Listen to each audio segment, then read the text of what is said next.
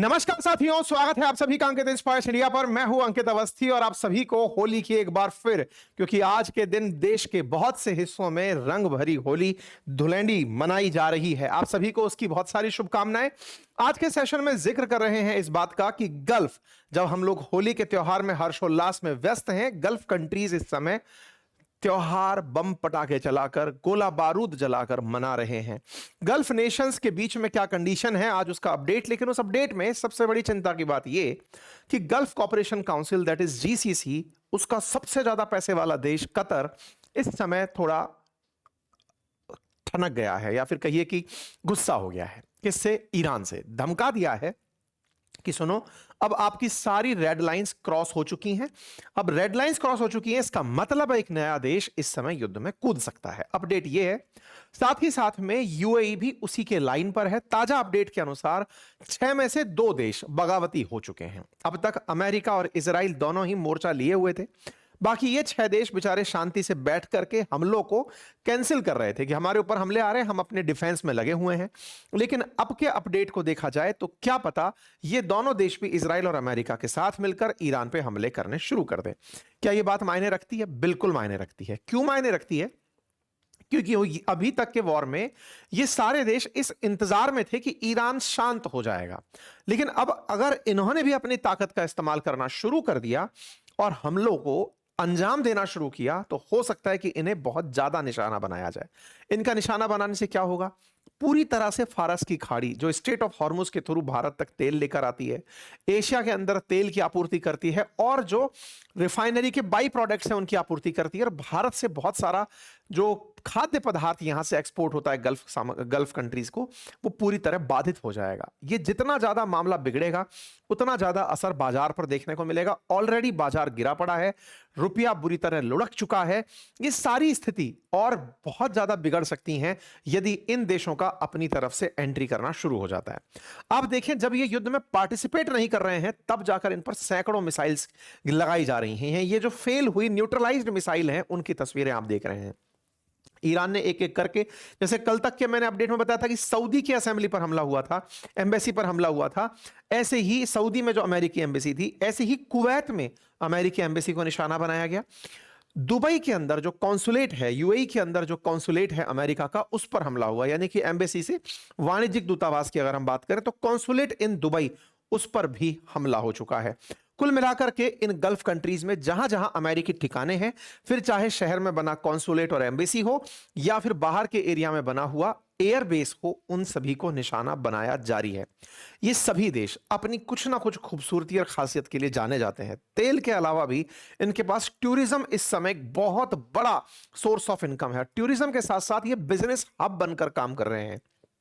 इन देशों को transit capital के रूप में इस्तेमाल किया जा रहा है। यूरोप जाने वाली, अमेरिका जाने वाली बहुत सी फ्लाइट्स दोहा या दुबई में रुक रही हैं और रुकती हैं, मतलब इन जनरल।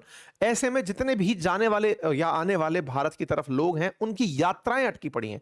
कुल मिलाकर के इन देशों में युद्ध के बादल जैसे जैसे मंडराते जा रहे हैं, भारत की अर्थव्यवस्था पर और दुनिया की अर्थव्यवस्था पर डायरेक्ट असर देखने को मिल रहा है। हमलों की स्थिति में फिलहाल अपडेट आज दे रहे हैं गल्फ के इन देशों पर हुए हमलों का, और साथ ही साथ उनके जवाबी कार्रवाई में हो सकने वाले भविष्य के नुकसान का। साथियों, तस्वीरें बहुत हैं और खबरों में सबसे बड़ी खबर यह कि all red lines have been crossed, ऐसा गल्फ स्टेट ने हाल ही में कहा है। कतर का यह बयान कितना मायने रखता है, आज के सेशन में हम आपको बताएंगे। साथियों, बहुत सारे भीषण वेपन्स का इस्तेमाल हो रहा है। ईरान के ऊपर हमले जोरों से चल रहे हैं, बदले में ईरान भी और देशों पर हमले कर रहा है। ये तस्वीरें जो आप मेरे सामने चलती हुई, बदलती हुई तस्वीरें देख रहे हैं, ये तस्वीरें जो युद्ध का दृश्य आपको विजुअलाइज करा रही हैं, इस तरह के बहुत से विजुअल्स इस समय सोशल मीडिया पर वायरल हैं। लेकिन उनमें से बहुत से विजुअल्स एआई यानी आर्टिफिशियल इंटेलिजेंस के द्वारा बनाए गए हैं। ये जो वीडियो आप मेरे पीछे चलता हुआ देख रहे हैं, ये भी एक सिंगल प्रॉम्प्ट से बनाया गया एआई विजुअल है, जो हमने अपनी क्लास में बनाना सिखाया है। हम आपको ये बताने का प्रयास नहीं कर रहे कि आप फर्जी खबरें बनाकर फेंकना शुरू करें। हम ये बताने का प्रयास कर रहे हैं कि एआई जनित भी बहुत सी तस्वीरें और वीडियो आप तक पहुंचाए जा सकते हैं। तो थोड़ा सचेत रहें। और जानना चाहते हैं कि ये होता कैसे है, तो कोर्स ज्वाइन कर लीजिए। होली के अवसर पर हमने इसमें डिस्काउंट ऑफर एक्सटेंड किया हुआ है। बातें बाजार की एप्लीकेशन का लिंक कमेंट बॉक्स में पिन है, वेबसाइट का लिंक कमेंट बॉक्स में पिन है। ऑलरेडी ऑफर चल रहा है और आप किसी भी एज ग्रुप में हो, आप बच्चे हो, वृद्ध हो, वर्किंग हो, नॉन वर्किंग हो, स्टूडेंट हो, सबके लिए ये एआई टूल्स जानने जरूरी हैं। केवल युद्ध के ही नहीं, पढ़ाई से भी रिलेटेड, स्क्रिप्ट राइटिंग से, मेरे कंटेंट क्रिएशन से रिलेटेड तमाम प्रकार की हमने यहां पर यूजेस आपको इन एआई टूल्स से सिखाए हैं। अगर आप सीखना चाहते हैं, लिंक कमेंट बॉक्स में पिन है। यदि आप यूपीएससी की तैयारी कर रहे हैं तो अपनी पाठशाला पर फिलहाल होली के अवसर पर 50% ऑफ चल रहा है। मेरे कोर्सेज का जो यूपीएससी और स्टेट पीसीएस फाउंडेशन कोर्सेज हैं और बुक्स हैं, उन सभी के ऊपर, साथ ही साथ म्यूचुअल फंड से रिलेटेड जानकारी प्राप्त करना चाहते हैं या स्टॉक मार्केट की ट्रेडिंग से, उनके कोर्सेज भी पर फिलहाल होली के अवसर पर ऑफ चल रहा है। आप उन्हें एक बार अवश्य चेक करें। साथियों, अमेरिका, इजराइल और ईरान का जंग का आज 5वां दिन चल रहा है। दुबई में मौजूद अमेरिकी दूतावास को निशाना बनाया गया है। आईआरजीसी की माने तो उन्होंने अब तक 2 दिनों के अंदर 650 अमेरिकी सैनिकों को मार गिराया है। अब देखिए, दावे अमेरिका करेगा कि मेरे कम लोग मरे हैं, अमेरिका कहेगा कि मैंने ईरान के ज्यादा लोग मार दिए। ईरान दावा कर रहा है कि हमने इतने अमेरिकी मार दिए। कोई भी सत्य बताने वाला नहीं है। अब इस युद्ध में जब ट्रंप खुद पार्टी हैं तो फिर कौन ही बताएगा। भारत पाकिस्तान के केस में तो ट्रंप बताने वाले व्यक्ति थे। 5 जहाज गिरे, 6 जहाज गिरे, 11 गिरे, लेकिन अब कौन बताएगा जब ट्रंप खुद पार्टी हैं। तो वो कह रहे हैं कुछ नुकसान नहीं हुआ है। खैर, फिलहाल के लिए बात अगर ईरान की जाए तो ईरान इस समय अपने, जो मैंने आपको कल बताया था ना, खमैनी के बेटे को अपना सुप्रीम लीडर डिक्लेयर कर चुका है। ऐसी स्थिति में जब खमैनी के बेटे सुप्रीम लीडर डिक्लेयर हो चुके हैं और उसके बावजूद भी हमले चल रहे हैं, इसका मतलब इन्होंने अपनी नीति में कोई परिवर्तन नहीं किया है। जब सुप्रीम लीडर सीट पर बैठ चुका है तो आईआरजीसी को अपना कमांडर इन चीफ मिल चुका है और उनके आदेश में भी अगर हमले हैं तो ये हमले भविष्य में बढ़ेंगे, ऐसी कैलकुलेशन की जा रही है। जब युद्ध शुरू हुआ था उस समय ही गल्फ के कई देशों पर हमले होने शुरू हुए थे। जहां जहां अमेरिकी बेसेस थे उन्हें टारगेट बनाना शुरू हुआ था। ईरान ने उन तमाम देशों को टारगेट किया था जहां पर अमेरिकी सेना है या अमेरिकी सेना केवल उन देशों के साथ कोलैबोरेशन में है। उन तमाम देशों पर इनके हमले हुए थे। कल जब हमने आपको जानकारी दी थी तब बताया था कि सऊदी में अमेरिकी दूतावास पर हमला हुआ था और उस समय पर खाड़ी देशों का यह मानना था कि ये हमले हमारे ऊपर इसलिए हो पा रहे हैं क्योंकि अमेरिका इजराइल की सुरक्षा में निकल पड़ा है। ये एक सेंस डिराइव हो रहा था कि हमने तो युद्ध में कुछ भी नहीं किया, हमने केवल अमेरिकियों को बिठाकर रखा, जिन अमेरिकियों को अमेरिका इन दिनों निकालने लगा हुआ है। अमेरिकी सरकार का सीधा सा आदेश है उन तमाम अमेरिकियों से जो भी यहां पर हैं, गल्फ देशों के बीच में फंसे हुए हैं, कि आप देश छोड़कर निकल जाइए। तो उन्हें तो निकालने के प्रयास जारी हैं, यानी कि इन खाड़ी देशों को छोड़कर चले जाने के आदेश दिए गए हैं। वहीं दूसरी तरफ हमले इजराइल की तुलना में इन देशों पर ज्यादा हो रहे हैं। तो इन देशों में एक माहौल है कि कहीं ना कहीं अमेरिका हमें इसीलिए तो नहीं पिटवा रहा कि एक दिन हम इनसे सुरक्षा में और ज्यादा वेपन खरीदें और अपनी आत्मरक्षा के नाम पर अमेरिका को भर भर कर पैसा दे दें। कुछ भी हो, कुल मिलाकर के जो हमले कल तक सऊदी की एम्बेसी पर थे, सऊदी में अमेरिकी एम्बेसी पर थे, वैसे ही आज दूतावास का जो दूसरा वाणिज्यिक दूतावास रूप होता है वो दुबई के अंदर, वहां पर हमले हुए। ये तस्वीरें आपके सामने जो दिखाई जा रही हैं, ये तस्वीरें दुबई में अमेरिकी वाणिज्यिक दूतावास पर हुए हमले की हैं, जो ये बताती हैं कि ईरान के हमले केवल कि मिसाइल फेंक देने भर के नहीं है, बड़े ही प्रिसाइज होकर हमले हो रहे हैं। यानी कि उनके पास जो मिसाइल सिस्टम है वो हल्का मिसाइल सिस्टम नहीं है, वो बकायदा टारगेटेड हमले करने में कामयाब हो रहे हैं। उन्हें कॉन्सुलेट पर वॉर करना है, कॉन्सुलेट पर कर रहे हैं, एम्बेसी पर करना है, एम्बेसी पर कर रहे हैं। इससे दो बातें क्लियर होती हैं। जो अब तक लग रहा था कि बस इन्होंने मिसाइल बना ली, प्रिसीजन और एक्यूरेसी नहीं है, कहीं भी उठाकर फेंक दे रहे हैं, नहीं, प्रॉपर तरीके से मिसाइल हमले हो रहे हैं। और इंटरेस्टिंग बात है, पिछले 2 सालों में 170 अमेरिकी बेसिस पर हमले किए जा चुके हैं। अमेरिकी बेसिस पर 170 से अधिक हमले किए जा चुके हैं। 170 अमेरिकी बेसों पे नहीं, 170 हमले किए जा चुके हैं अमेरिकी बेसिस पर। और ताजा हमलों में जो पाम आइलैंड है इन लोगों का, जहां पर यूएई वाले सबसे ज्यादा टूरिस्ट एक्सपेक्ट करते हैं, वहां पर बनी हुई उन होटल्स में जहां पर ईरान को लगता है कि अमेरिकी अधिकारी ठहरे हुए हैं, उन्हें निशाना बनाया जा रहा है।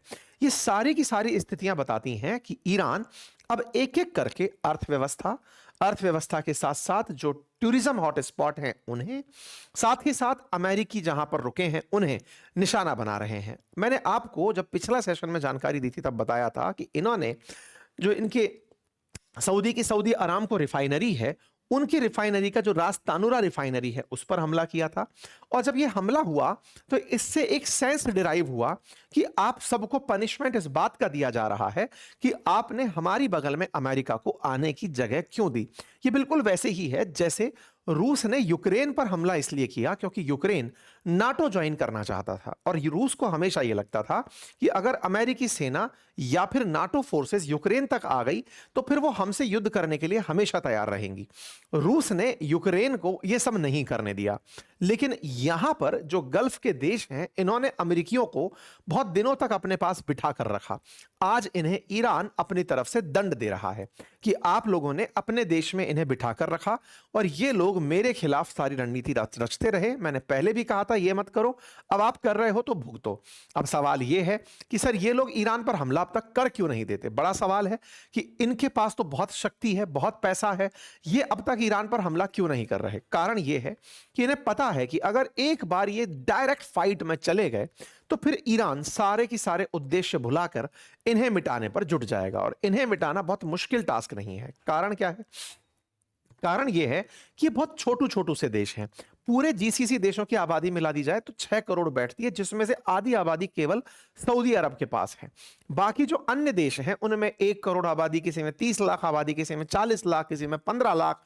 इतने छोटे छोटे देश हैं, लेकिन पैसा बहुत है, पर कैपिटा इनकम बहुत है, क्योंकि तेल बेचकर अमीर हो रखे हैं। इनमें से एक अमीर जिसका नाम है कतर, उसने कल धमका दिया, क्योंकि कतर का ईगो 7वें आसमान पर है। आपको मालूम होगा पिछली बार भी कतर ने जब उस पर इजरायली धमाका हुआ था उस समय पूरी दुनिया को इकट्ठा कर लिया था। इस बार भी कतर पर जब हमले होने शुरू हुए, कतर पर हमले क्यों हो रहे हैं इसके पीछे का कारण समझिए।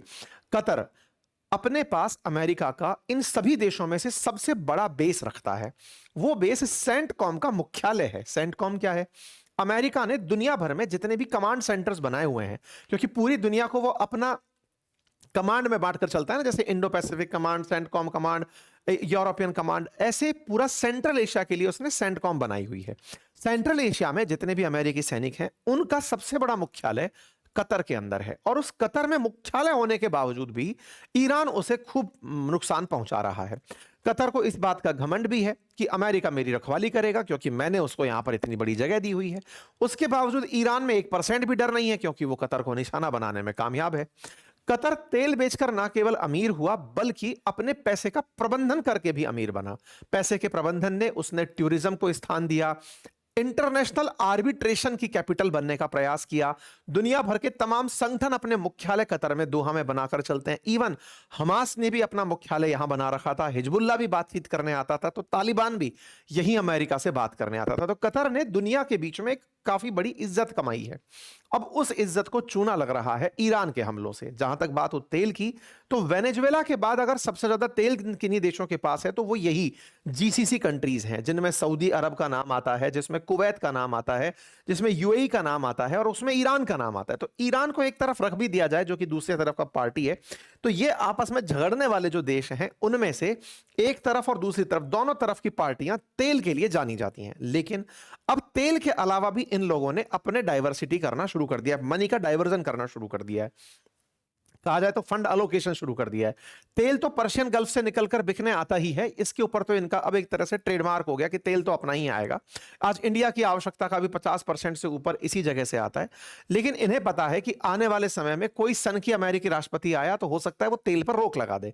जैसे पहले बाइडेन बहुत ज्यादा पेरिस क्लाइमेट डील की शर्तों को मानते हुए जीरो कार्बन एमिशन तक पहुंचने ही वाले थे। ये तो ट्रंप आए जो पेरिस क्लाइमेट डील से बाहर निकले और फिर तेल बेचना दुनिया को शुरू करवाया कि चलो भाई अब वेनेजुएला भी तेल बेचेगा, तुम लोग भी तेल बेचो, खूब प्रदूषण हो, कोई दिक्कत नहीं है, कार्बन एमिशन हमारी चिंता नहीं है, आने वाली पीढ़ियां देखेंगी, हम तो चले जाएंगे। ऐसे में इन देशों ने अपने तेल के स्थान पर बहुत सारी चीजों में इन्वेस्टमेंट शुरू किया, जिसमें बहुत बड़ा इन्वेस्टमेंट अपने आप को दुनिया के लिए एक शांत जगह प्रोवाइड कराना था, टूरिज्म उपलब्ध कराना था। लोग यहां केवल पर्यटन के लिए ही ना आए, अगर अर्थव्यवस्था में उन्हें इन्वेस्ट करना है तो ये जीरो टैक्स पॉलिसीज लेकर आए। जैसे यूएई के अंदर कोई टैक्सेशन नहीं है, वो वैट लेता है 5%, और अगर आप विदेशी हैं तो जाते समय अपने वैट को रिफंड करा के भी निकल सकते हैं। मतलब ऐसी स्थिति उसने पैदा करी कि दुनिया के तमाम अमीर यूएई की तरफ शिफ्ट होने लगे कि जब कोई पैसा ही नहीं लग रहा, और ऐसे में ये लोग हमें रहने की वर्ल्ड क्लास फैसिलिटी दे रहे हैं, इंटरनेशनल कनेक्टिविटी दे रहे हैं, हाई टेक सिक्योरिटी दे रहे हैं। आज दुबई या यूएई इस बात के लिए जाना जाता है कि यहां पर आप सड़क पर अपना पर्स पड़ा छोड़ जाएं तो भी कोई आपका पर्स लेकर नहीं भागेगा। इतनी बड़ी इन्होंने सुरक्षा व्यवस्थाएं विकसित की, लोगों में विश्वास बहाली की। लेकिन इस विश्वास बहाली को ईरान पूरी तरह से छेद दे रहा है। कैसे? क्योंकि जहां एक और टूरिस्ट अब तक इसलिए आ रहे थे, निवेशक इसलिए आ रहे थे कि बहुत सेफ है, उसे ईरान आए दिन गोले बरसा के डरा रहा है। वर्ल्ड क्लास इमारतें जो यहां पर बनी हुई हैं, वर्ल्ड ट्रेड टावर जैसी चीजें बनी हुई हैं, यहां पर बुर्ज खलीफा जैसी संरचनाएं बनी हुई हैं, इन सबको अब एक एक करके निशाना बनाया जा रहा है। ये सारे देश जिनके पास में फिलहाल टूरिज्म और इकोनॉमिक अपॉर्चुनिटीज विकसित करने का दिमाग आया, इन्हें सीधा चैलेंज ईरान सामने बैठकर दे रहा है। ये 6 देश हैं साथियों, पर्शियन गल्फ के अंदर 6 देश, कुवैत, बहरीन, सऊदी अरब, यूएई, कतर, ओमान, ये सारे के सारे जो देश आपके सामने दिखाई दे रहे हैं, ये देश गल्फ काउंसिल कहलाते, गल्फ कोऑपरेशन काउंसिल कहलाते हैं। सुन्नी बहुतायत कंट्री हैं, एंटी ईरान हैं, लेकिन हमला करने से डरते हैं क्योंकि इन्हें पता है कि हमला अगर हमने इनिशिएट कर दिया तो ईरान से हुआ हमला हमारा बहुत नुकसान कराएगा। ईरान चूंकि पूरी तरह से इनके बराबर जगह लेकर सामने बैठा है, तो सारी की सारी जो डेवलपमेंटल फैसिलिटीज इधर विकसित की जा सकती हैं, ये गल्फ के उस तरफ भी विकसित की जा सकती हैं। यानी कि ग्रोथ एवेन्यूज ईरान के पास भी इनके बराबर ही हैं और इनसे ज्यादा ही हैं। ईरान लेकिन अब तक अमेरिकी प्रतिबंधों के चलते, पश्चिमी प्रतिबंधों के चलते अपने रिसोर्सेज का उपयोग नहीं कर पाया है। अदरवाइज सऊदी अरब के बाद दूसरा लार्जेस्ट ऑयल रिजर्व ईरान के पास ही है। तो ऐसे में इसके पास खोने के लिए ज्यादा नहीं है। तेल है तो वो जमीन में धंसा हुआ है, तो ये यहां से इन्हें निशाना बनाकर इनके प्रति लोगों में अविश्वास पैदा कर सकता है और इनकी अर्थव्यवस्था बुरी तरह चरमरा सकती है। इसका एविडेंस मैं आपको यहां पर दूं। कतर नाम का ये जो छोटू सा देश आपको दिख रहा है, आइलैंड कंट्री, ये इन 6 देशों में सबसे ज्यादा पर कैपिटा इनकम रखता है। प्रति व्यक्ति आय $1.25 है, $1.25 पर व्यक्ति आय। जहां यूएई के अंदर अधिकतम $90,000, बहरीन में $71,000, यहां सऊदी अरब में $77,000, हमारी अभी $5-7 भी नहीं पहुंची होगी, इतनी ज्यादा इनकी यहां पर कैपिटा इनकम है। कारण है आबादी बहुत कम है। कितनी कम आबादी है आप उठाकर देखें तो सऊदी अरब की पॉपुलेशन भले ही करोड़ों में हो, मतलब यहां पर 36 करोड़ के आसपास आपको इनकी पॉपुलेशन दिखाई, 3.5 करोड़ के आसपास पॉपुलेशन दिखाई दे जाए। कतर की पॉपुलेशन तो मात्र 33 लाख लोगों की है। यूएई की पॉपुलेशन 1.25 करोड़ के आसपास की। तो पॉपुलेशन इन देशों के पास बहुत कम है और रिसोर्सेज भर भर के हैं। और तो और इन लोगों ने अपनी पॉपुलेशन से ज्यादा, आप सोचिए यूएई के पास में 1.25 करोड़ की आबादी है कुल मिलाकर, और उसके बावजूद वो दुनिया का सबसे ज्यादा टूरिस्ट इकट्ठा करने वाला, इंटरनेशनल टूरिस्ट इकट्ठे करने वाला देश बन गया। और तो सोचिए इनकी जीडीपी में इन दिनों टूरिज्म का बड़ा योगदान है।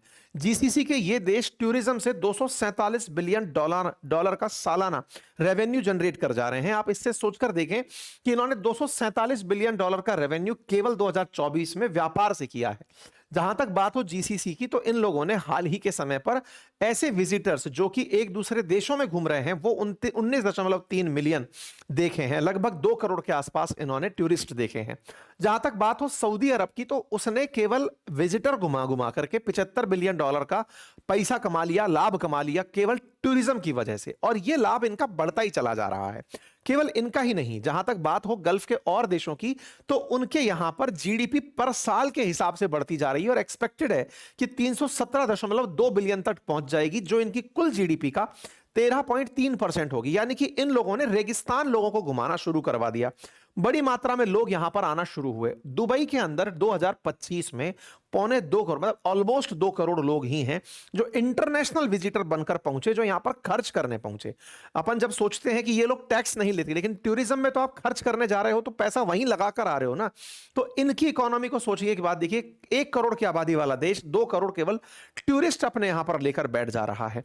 इन टूरिज्म को प्रमोट करने में सबसे बड़ी चीज जो ये कहते हैं कि वो है हमारी कनेक्टिविटी बढ़िया है। इस ईरान युद्ध ने पिछले 5 दिन से पूरी कनेक्टिविटी चौपट कर रखी है।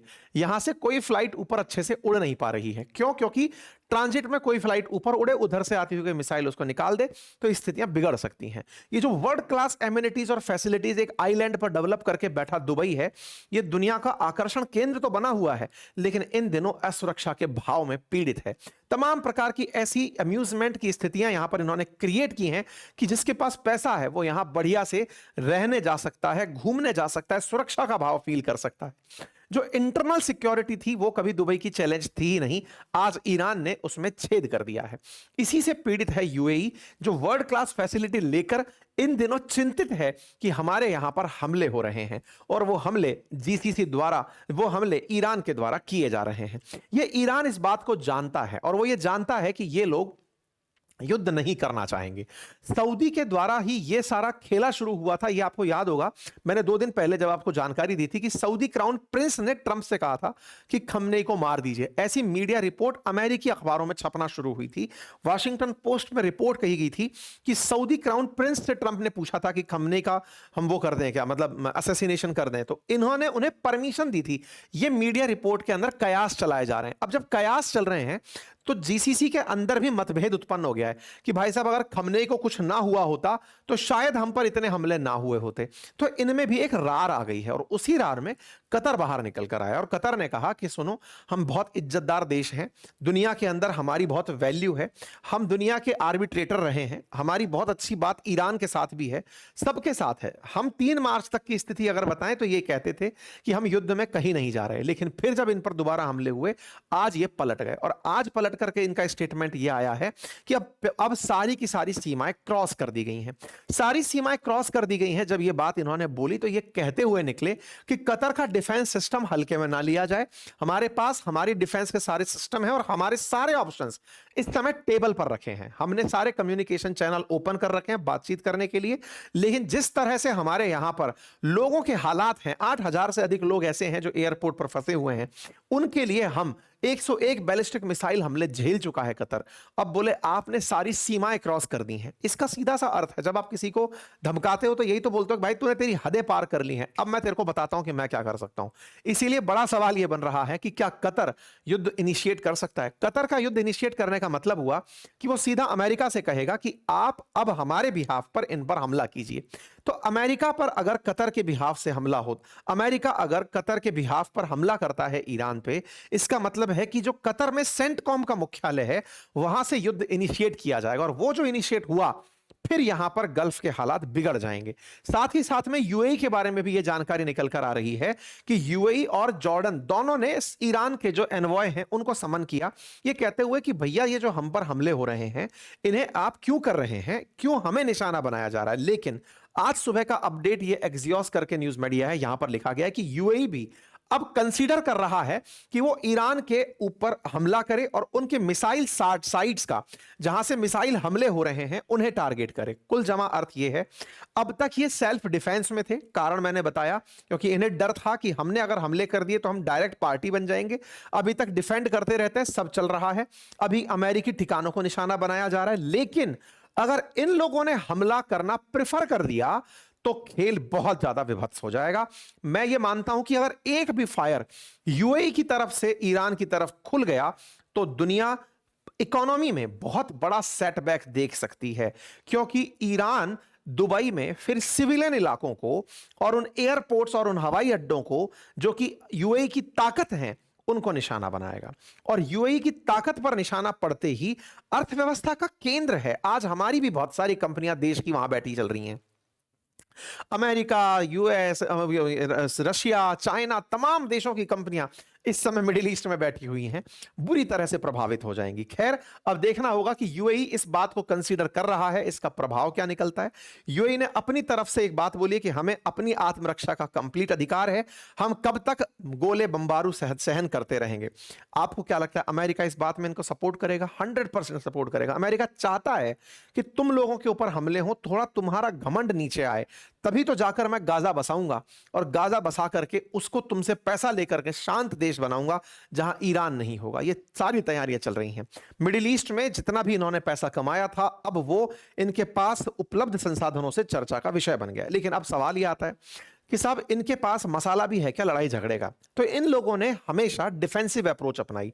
सऊदी अरब ने अपने पास में डिफेंसिव अप्रोच में फाइटर जेट्स वगैरह सब हैं, लेकिन सब थाड़ लेकर बैठे हैं। यूएई थाड़ लेकर बैठा है, सऊदी थाड़ लेकर बैठा है, कतर और कुवैत जो है वो पैट्रियट मिसाइल लेकर बैठे हैं। ये सब अमेरिकी मिसाइलों पर जीवित हैं।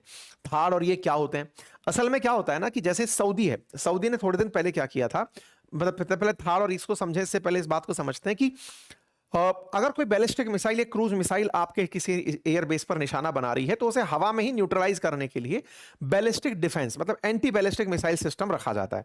एंटी बैलिस्टिक मिसाइल सिस्टम में उदाहरण में आसान होगा समझना S-400 को, कि S-400 जैसे चाइनीज हमारे पास है, ऐसे इन लोगों ने अमेरिकी S-400 जिसका नाम थाड़ है वो इन लोगों ने अपने यहां अपॉइंट किया हुआ है।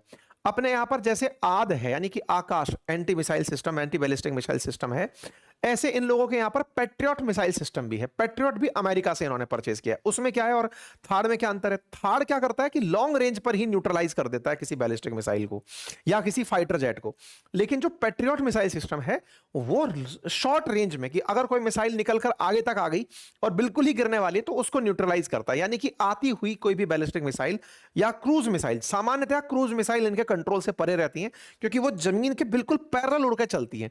जब रडार उन्हें ट्रेस नहीं कर पाता कि भाई ये अब हमारे ऊपर गिरने वाली हैं, तो क्रूज मिसाइल सबसे ज्यादा नुकसान पहुंचाने वाली मिसाइलें कंसीडर की जाती हैं। फिर भी हाइपरसोनिक मिसाइल, उनमें इनका रेस्पॉन्स सिस्टम फेल मार जाता है। तो ऐसे में थाड़ और अभी तक मतलब ये जो पैट्रियट मिसाइल सिस्टम है ये इनको सुरक्षा देता आ रहा है और ये सब देश अपने पास यही सब लेकर बैठे हैं। हाल ही में क्या किया, सऊदी अरब ने चाइना से लेजर सिस्टम मंगवाया कि सर मुझे ना लेजर सिस्टम दो, मैं बहुत महंगा पड़ रहा है मेरे लिए ये मिसाइल सिस्टम, क्योंकि एक एक मिसाइल जो इन पैट्रियट में इनमें चलती है मिलियंस ऑफ डॉलर की होती हैं। तो बोले साहब लेजर दे दो, हवा में खत्म कर देंगे। लेकिन ये लोग भूल गए थे चाइना में रेगिस्तान नहीं है जहां पे उसे युद्ध करना है, ये लोग तो रहते रेगिस्तान में है। और लेजर के साथ दिक्कत क्या है कि लेजर बीम में अगर किसी भी प्रकार से मतलब डस्ट पार्टिकल फंस गए या हाइपर हीट फंस गई तो लेजर डेविएट हो जा रही है इन लोगों की। तो इनके द्वारा मंगाया गया चाइनीज सिस्टम फेल मारा, तो इन्होंने अमेरिकी सिस्टम थाड़ मंगाया। थाड़ इन्होंने $15 बिलियन के अंदर मंगवाए थे खुद की सुरक्षा के लिए। अभी जो सऊदी के पास थाड़ कम काम कर रहे हैं वो पर्याप्त मात्रा में नहीं है। ये पूरे टाइम ईरान से अगर हम पर हमला हुआ तो उसकी बचत में अमेरिका से सुरक्षा मांगते आ रहे थे और अमेरिका ने इनको खूब माल बेचा है। ये एंटी बैलिस्टिक मिसाइल सिस्टम थाड़ आयरन डोम की तरह समझ लो इजराइल के, उसने तो खुद का बनाया हुआ है, ये अमेरिका वाले पर आधारित होकर के काम करते हैं। ऐसे ही पैट्रियट मिसाइल सिस्टम इनके पास है, वो भी अमेरिका का है। और ऐसे ही एक और मिसाइल सिस्टम है जिसका नाम है नेसम। नेसम जो है वो नॉर्वे का बनाया हुआ सिस्टम है, वो भी इन देशों ने अपने पास रखा हुआ है।